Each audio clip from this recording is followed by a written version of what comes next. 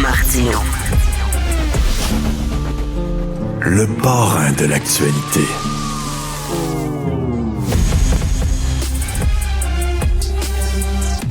Il fut un temps, mais ça, je parle d'un temps que les moins de 20 ans ne peuvent pas connaître, mais il fut un temps que le second degré, les gens comprenaient ça.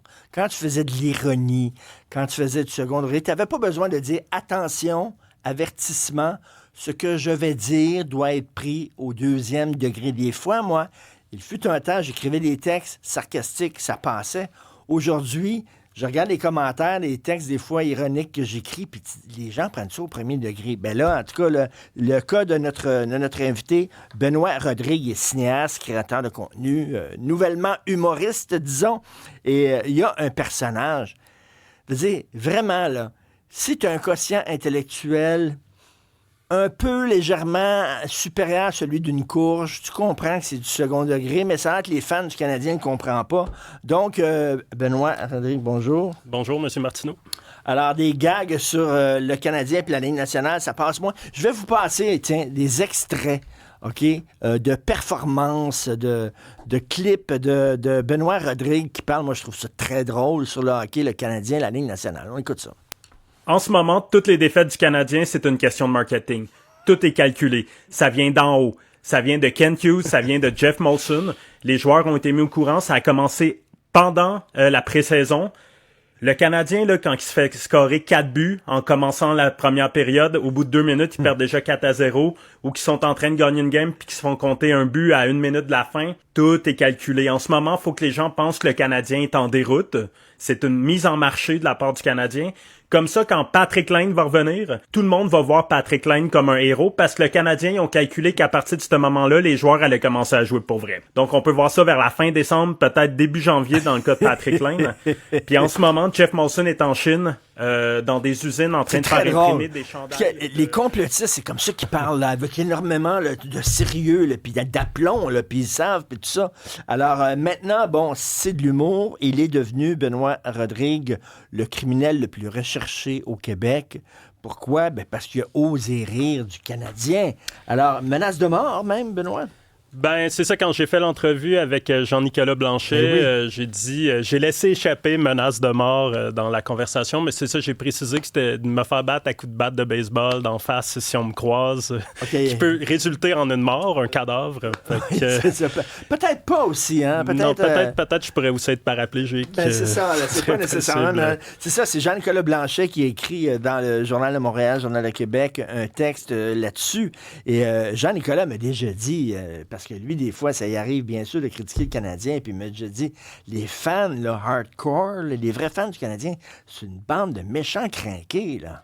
Ben, de tout acabit, hein, ça peut être du monde qui aime beaucoup le Canadien, ça peut être du monde qui sont extrêmement critiques du Canadien, qui vont venir, puis dans le fond, c'est la gang qui a été la plus agressive avec moi jusqu'à l'entrevue avec Jean-Nicolas, mais depuis, en des 4 jours qui sont passés, j'ai fait la même chose que ce qu'on vient de voir, mais sur l'entraînement en gymnase, puis j'ai découvert que les gens qui s'entraînent sont un peu plus agressifs que les fans de hockey. Ah ouais, sur Instagram, par le plus grand des hasards. Qu'est-ce que tu as dit sur les gens qui s'entraînent dans le gymnase? Ben, je disais que les gens qui lèvent plus que 20 livres dans le gymnase, ils font ça par ego, puis ils devraient faire ça chez eux. Le gymnase, c'est pour s'amuser entre amis, laissez-nous tranquilles. Puis c'est tellement absurde, le 20 livres, un enfant peut lever ça.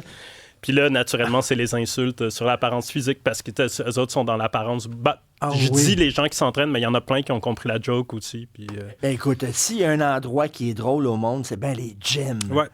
Tu sais, celui là, qui lève des haltères puis qui laisse tomber là, pour que ça fasse clang, que tout le monde le sache. Là. Puis là, qui se promène après ça. Ouais, on dirait presque une blague. Hein. On dirait presque mon personnage, mais Exactement. C'est-tu le deuxième degré qui se perd ou quoi? Ben, moi, tu sais, comme je suis pas sociologue, mais j'ai eu un point de vue quand même unique en créant cette histoire-là qui était pour faire la promotion de mon podcast sur le cinéma à l'époque que je fais plus aujourd'hui. Il reste juste la promotion du podcast sans podcast. J'ai eu une perspective sur le manque de jugement en fait des gens qui ouvrent leur téléphone. Puis pour être honnête, les premières vidéos que je faisais, ça n'a pas été sur le hockey. J'en fais plein de différentes sur plein de sujets. Ah oui? Puis j'en fais tout le temps le même personnage? Ben, tu sais, des fois, il est un peu plus énervé, des fois, il est un peu plus arrogant, mais des fois... Un peu complotiste, là. Il est toujours un peu, il est en train de révéler la vérité aux gens. Puis les premières fois que je l'ai fait, j'ai des amis à moi qui m'ont écrit pour me demander « Est-ce vrai ce que tu viens de raconter? » Fait qu'il y a quand même un truc, quand on a un téléphone dans la main, l'esprit critique semble être moins fort. Il y en a qui croient le premier coup, ils catchent le deuxième coup que c'est faux, puis ils deviennent des fans, tu sais. Puis... Mais moi, jamais... J'ai fait mes vidéos en pensant que les gens allaient penser que c'était vrai. Tu sais, j'en ai fait un où j'explique qu'en 1996, j'ai rencontré un voyageur du temps à Pointe-Calumet. Ça a fait 300 000 views, puis les gens défendaient que c'était vrai. Puis lui, il nous annonçait que les gens dans le futur allaient porter des sous de 3 pièces puis se déplacer en rollerblade. C'était n'importe quoi, puis les gens y croyaient. La Ligue nationale de hockey a un service secret avec des espions internationaux qui peut prédire qui gagne la Coupe Stanley chaque année. Et on a-tu l'extrait où il y a un joueur de hockey, c'est son père qui lui dit comment se comporter sur la glace? On a dit ça? On écoute ça, c'est trop drôle, ça. Je me rappelle pas. Hudson au Vermont. J'ai spoté son père dans l'aréna. Tu vas comprendre pourquoi je me suis assis à côté. Puis j'ai remarqué que Klein Hudson sur la glace, il y avait une oreillette. Puis pendant toute la game, son père, il disait quoi faire. Son père, il disait tourne à gauche, tourne à droite, passe la puck, reste à la bande à gauche. En anglais. Tout ce que Lane Hudson faisait sur la glace, c'est son père qui regarde puis qui call les shots. Puis c'est comme un rythme, c'est comme une danse. Presque les 2-11, c'est assez impressionnant à voir.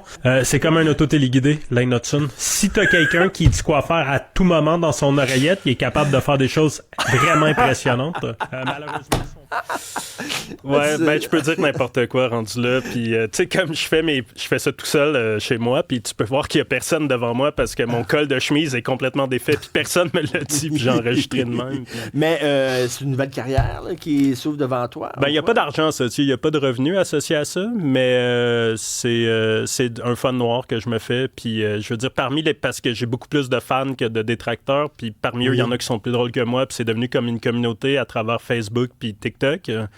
Puis c'est un fun noir. Puis aussi, moi, je suis un réalisateur, je suis un cinéaste. Puis c'est toujours bien de se faire connaître d'une quelconque façon.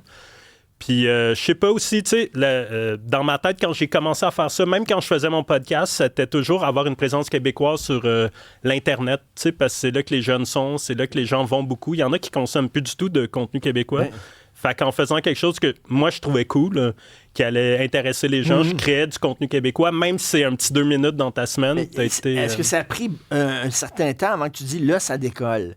Là, ça commence à décoller. Ça a pris combien de temps, mettons? Ben, je dirais que je l'ai peut-être... tes premiers, puis... Ben, tu sais, avant que je devienne viral, parce que j'ai fait une vidéo extrêmement virale en septembre l'année passée où je disais que j'avais un secondaire 3 puis j'avais été engagé comme prof de secondaire 5. Puis c'était viré complètement dingo, puis je m'attendais pas à ça. Ça a fait 730 000 views juste sur TikTok. Puis je m'étais fait contacter par une radio montréalaise que je nommerai pas, d'une des émissions les plus écoutées, qui pensait que c'était vrai puis qui voulait m'avoir en entrevue. ça, je le savais pas. Tu sais, moi, je sais pas ce que ça veut dire, 730 000 views. Tu peux te sortir de chez toi. Après, tu te fais ça. Puis finalement, je suis resté assez anonyme. Là. Je rencontre des fans 2-3 fois par semaine. Attends une minute, quand cette radio-là t'a contacté, t'as pas dit, hey, je vais faire la joke jusqu'au bout, ben oui. Je vais y aller. Ben oui, je me suis dit, je vais faire la blague jusqu'au bout. Jusqu'au bout pour voir, là. Ben parce que je me disais... Tu le fais, quoi? Ben non, mais c'est que j'ai été jusqu'au plus loin du processus, puis le jour même où j'étais censé passer en onde, ils m'ont dit, on va te rappeler plus tard cette semaine, puis d'après moi, ils avaient trouvé le poteau rose. OK. Mais tu étais prête à aller, là, parce que... Ben, j'étais prêt, ouais. J'avais tout planifié, là. Je disais que j'allais être prof d'espagnol, puis vu que je parle espagnol, s'ils me testaient, je pouvais leur parler en espagnol. Mais bon, aujourd'hui, je le ferais plus, parce que là, j'étais comme un peu c'était un peu trop pour moi, autant viral, puis autant de gens qui commentaient, puis... J'étais comme embarqué dans la viralité de la chose, mais aujourd'hui, je suis habitué de faire des vidéos virales, fait que j'ai un recul par rapport à ça. Puis... Parce que, tu sais, le gars des têtes à claque, au début, il faisait ça tout seul, dans son sol, puis après ça, c'est devenu, là, tu sais, il a réussi à gagner de l'argent avec ça. L'autre comédien aussi qui parle tout le temps, il fait tout le temps le gars de sport, là, puis il parle un peu en niaiseux. Patrice Lemieux. Ouais. Ça a commencé, il a fait ça tout seul dans un petit coin, puis là, après ça, il a quasiment fait le bye-bye, puis tout ça, là, tu sais. Ben écoute, si les gens veulent m'engager pour aller dans leur émission de radio, leur émission de télé, ça va me faire plaisir d'y aller. Pourquoi pas?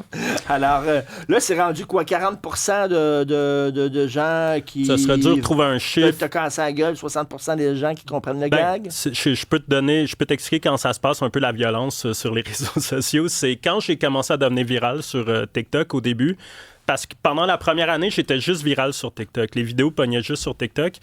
Puis là, au début que je suis devenu viral, là, il y avait beaucoup de violence parce que j'avais pas ma communauté autour de moi de gens qui me suivent, puis qui commentent, puis qui embarquent dans le personnage.